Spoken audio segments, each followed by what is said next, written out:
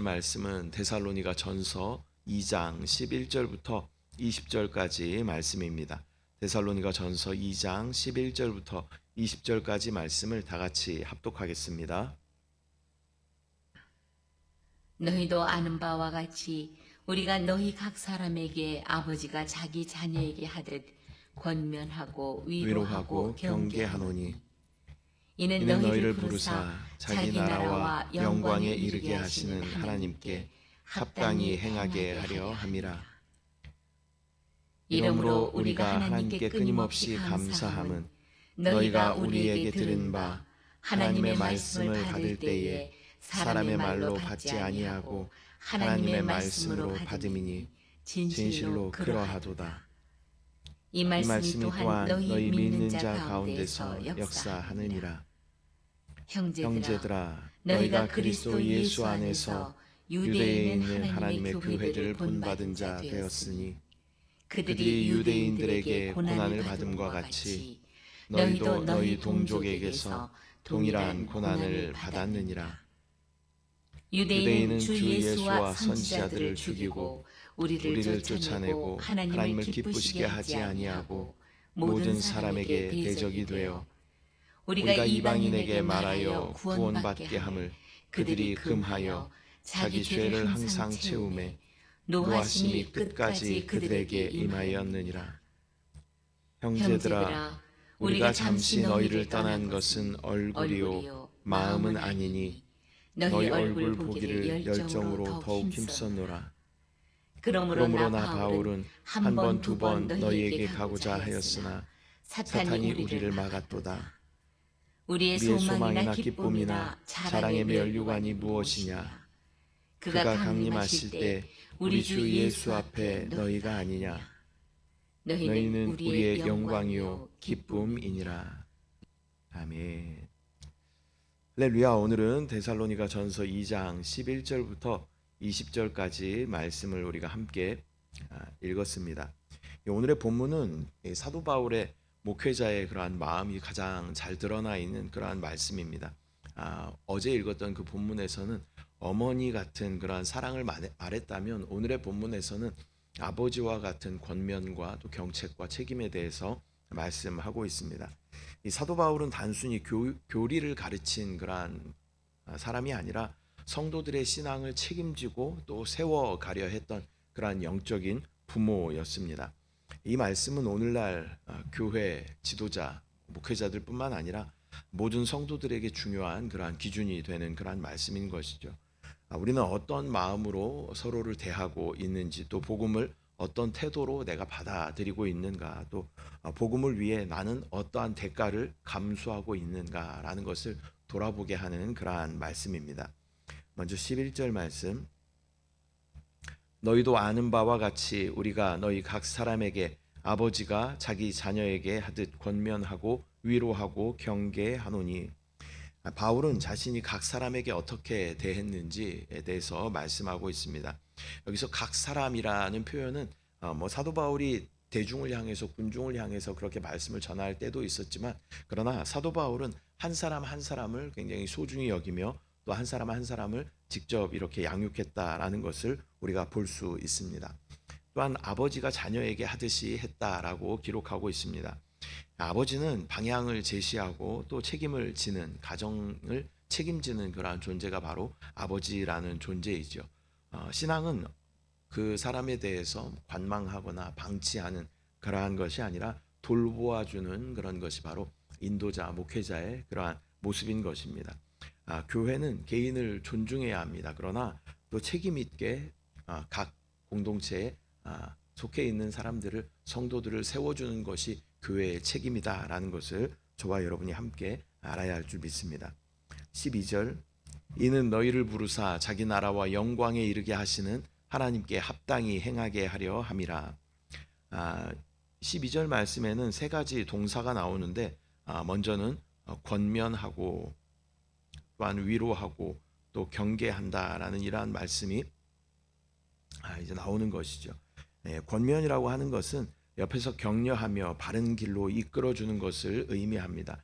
또 위로는 마음을 헤아려 주는 것을 의미하고, 세워주는 것을 의미하는 것이죠.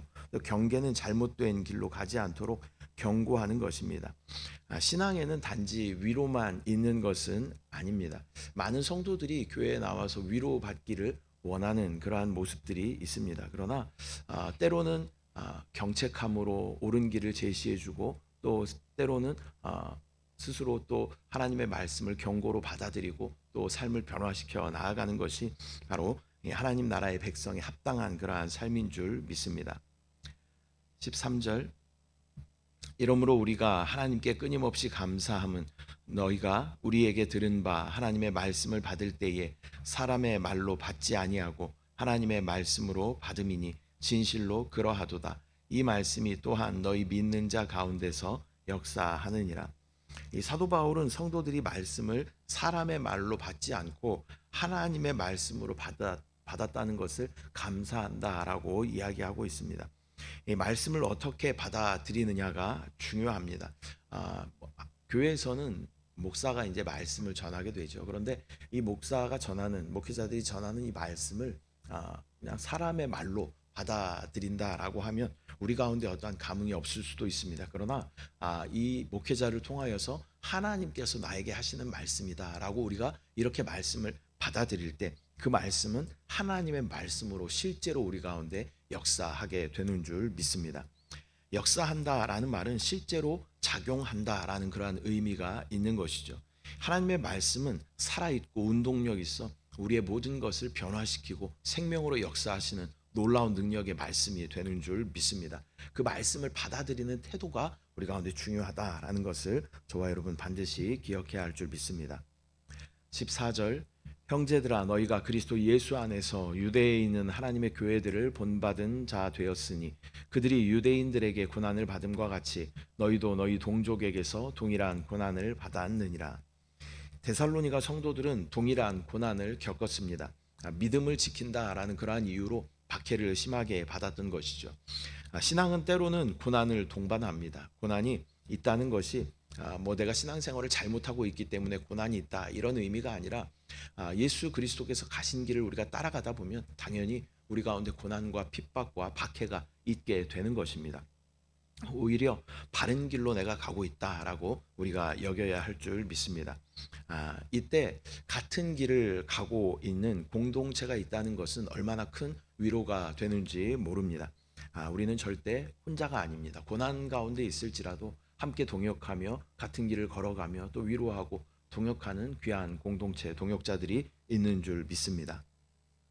15절 유대인은 주 예수와 선지자들을 죽이고 우리를 쫓아내고 하나님을 기쁘시게 하지 아니하고 모든 사람에게 대적이 되어 여기서 유대인들의 반대를 언급하고 있는데 그들은 예수님을 거부했고 또 선지자들을 핍박했고 사도들을 쫓아냈습니다.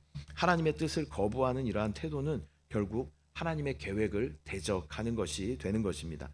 또한 하나님께서 보내신 사람을 거부하는 그러한 태도는 결국 하나님을 거부하는 태도가 되는 것이죠. 이 말씀을 통해서 우리는 하나님의 말씀을 겸손히 받아들이고 있는지 아니면 내 생각과 맞지 않다라고 여기면서 그것을 밀어내고 있지는 않은지.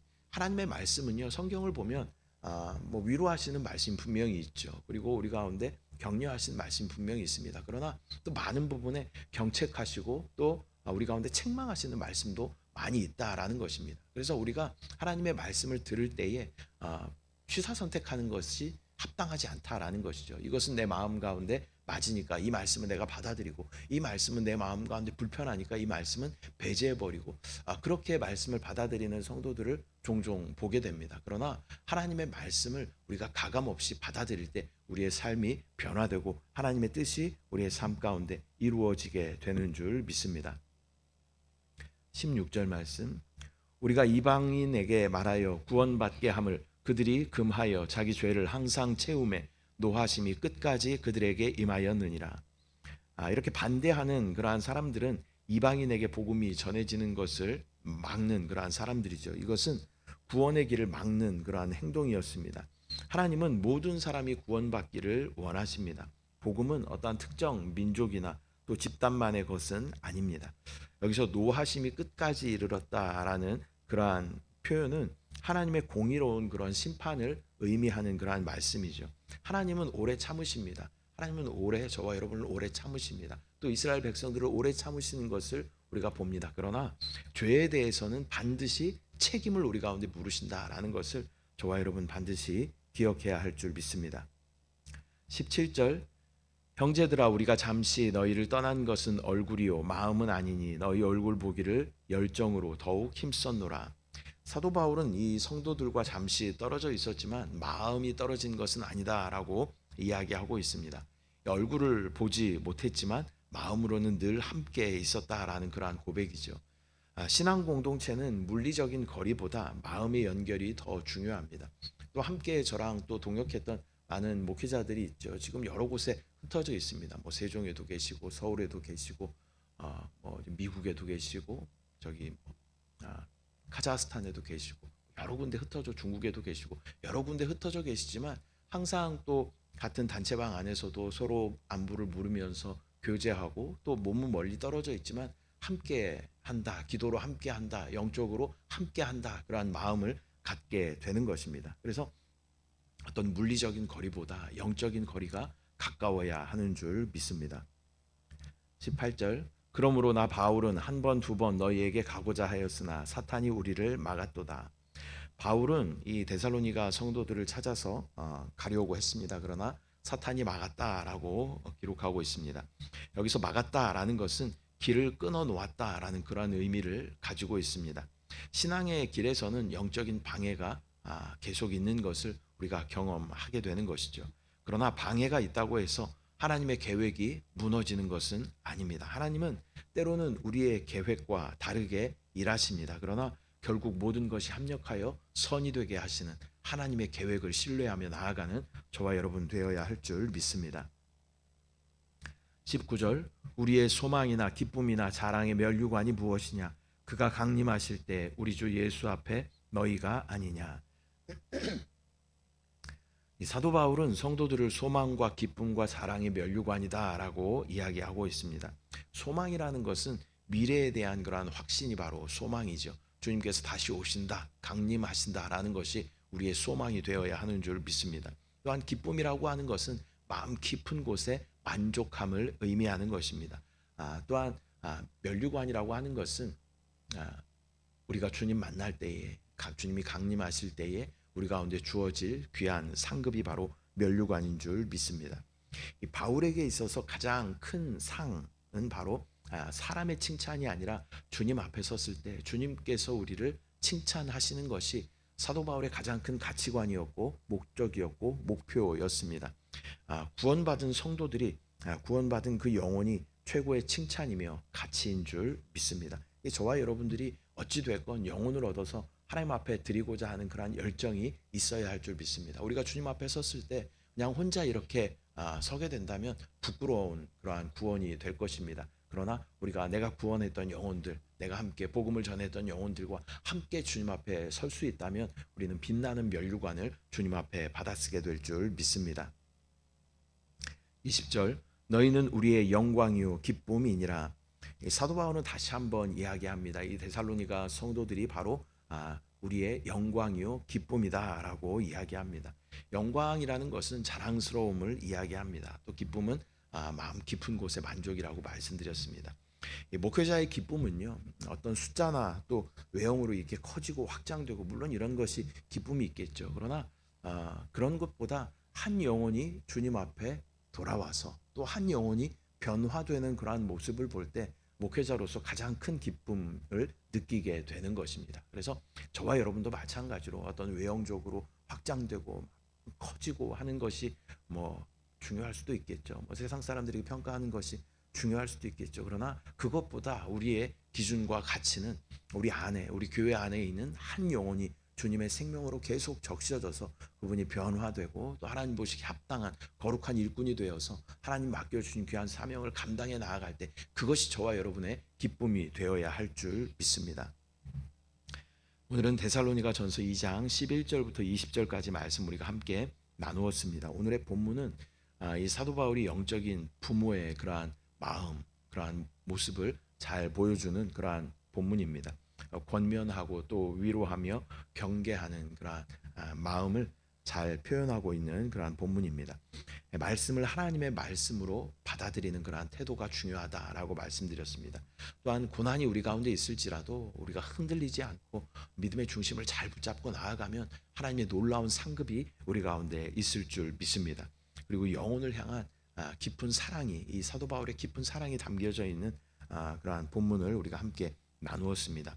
오늘 말씀을 통해서 우리는 어떠한 사람인가? 나는 하나님의 말씀을 어떻게 받아들이는가? 나는 그 영혼을 어떠한 태도로 대하고 있는가라는 것을 저와 여러분들 반드시 기억해야 할 줄 믿습니다. 또한 영혼을 얻어서 주님 앞에 올려드릴 때 그 영혼이 바로 우리의 영광이 되고 우리의 기쁨이 되며 또 하나님의 귀한 면류관이 되는 줄 믿습니다. 그 영혼들과 함께 주님 앞에 서는 것을 믿음으로 바라보며 또 때를 얻든지 못 얻든지 주 예수 그리스도의 복음을 전하는 저와 여러분들의 삶이 되어야 할 줄 믿습니다. 기도하겠습니다. 사랑의 주님, 은혜와 사랑을 감사드립니다.